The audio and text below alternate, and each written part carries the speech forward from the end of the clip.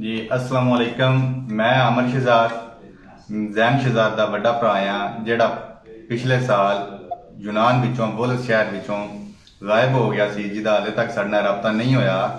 मैं और मेरी फैमिली ऐलान करने आ कि जेड़ा बंदा सानू जैन शहजाद नाल मिला दवे और साडे हवाले करवा दवे, असीं उन्होंने 5000 रुपया इनाम 5000 यूरो इनाम देंगे और उसके बड़े शुक्रगुजार होवांगे।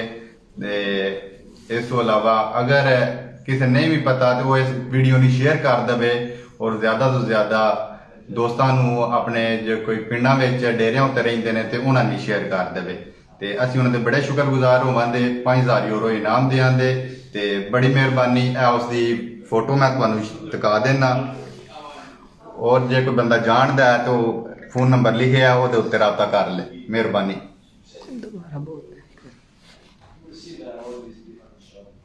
रिपीट